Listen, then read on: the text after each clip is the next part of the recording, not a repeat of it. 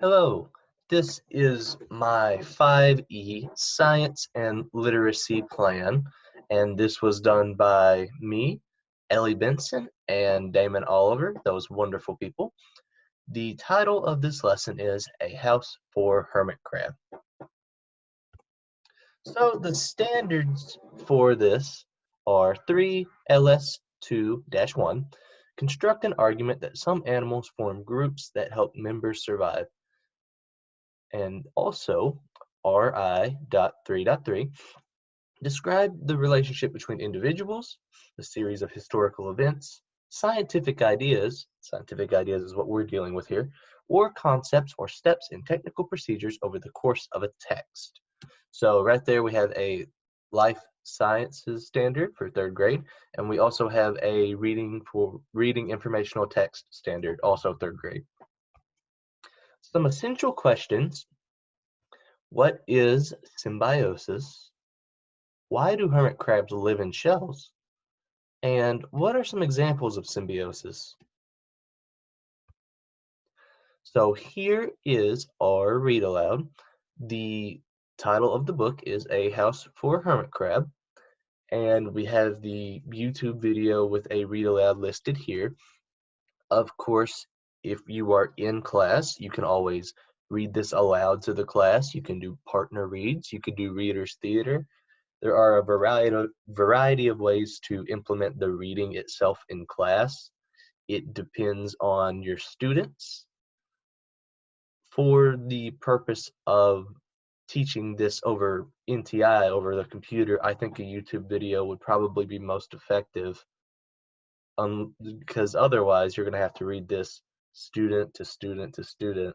I'm not sure how much time teachers teaching NTI have, but that takes up a very large chunk of time reading a storybook 20 times. Engage. The video included is titled Giant Hermit Crab Changing Shells. And I have the video bio to the side, which reads, his name is Crabzilla. His weight was measured in pounds, yes, plural. He wasn't too keen on me taking his measurements. For reference, his claws were about the size of your hand. It makes me very happy to have been able to share him with you. Now, the reason why I include the bio to the side here is because I think after watching the video, which is already going to be very engaging for students, it's a very large hermit crab. It's very cool. It's somewhat strange watching him switch shells. Have you ever seen the backside of a hermit crab? It's a little weird. So I think, I'm sorry. I think students are going to be a little blown away, and that's really going to get them engaged in this lesson. And then also giving framing some reference for that through the bio, that this hermit crab weighs pounds and his claws are about the size of your hand. I think that's really going to get students engaged and ready to learn. Explore. Sometimes animals enter into a relationship where they live together and it benefits at least one of the animals. This is called a symbiotic relationship. This is a big idea in the lesson, and it is primarily our focus. An example of a symbiotic relationship would be between the anemone, and hermit crab, just like in A House for Hermit Crab, which we just read. Your task, using the following links, research the relationship between the anemone and the hermit crab. Who benefits in this relationship? The hermit crab, anemone, or both? Draw a picture that shows the relationship between anemones and hermit crabs.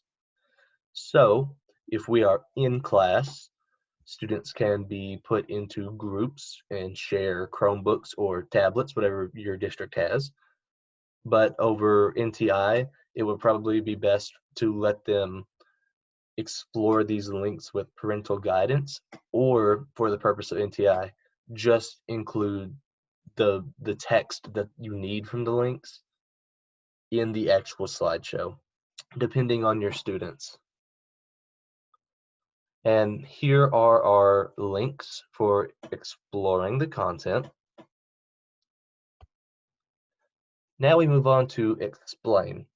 And we have two videos for explain. The first is a stop motion video, and it covers what is symbiosis. So here we're getting another concrete definition of symbiosis. And we're also going to get another example of symbiosis.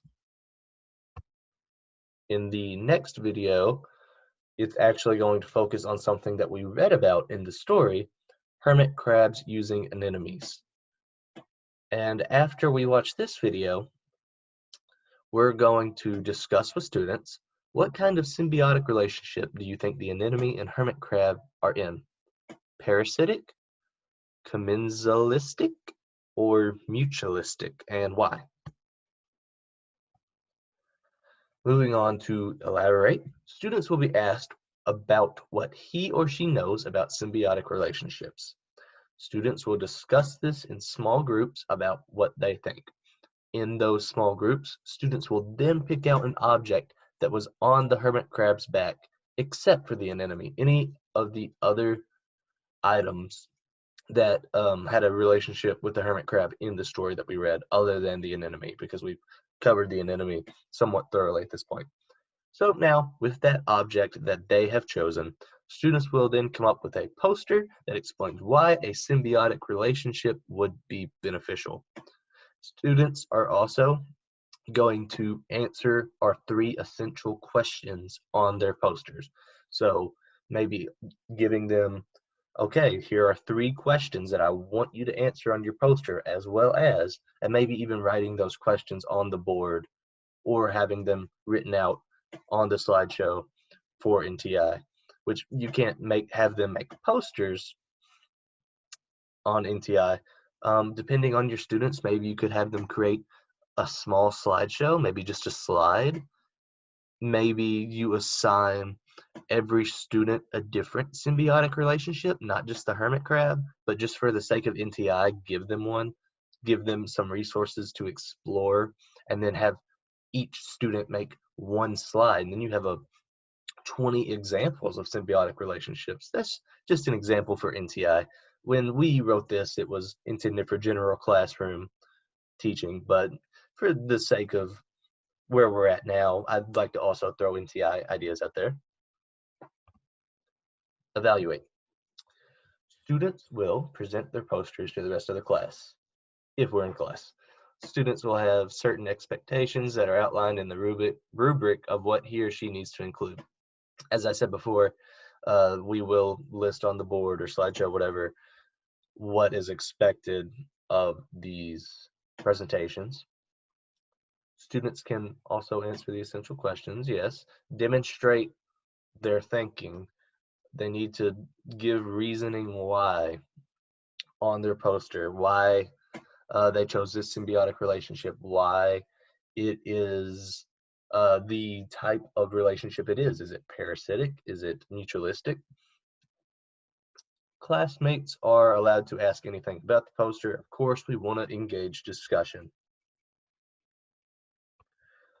And that concludes our 5E Science and Literacy lesson.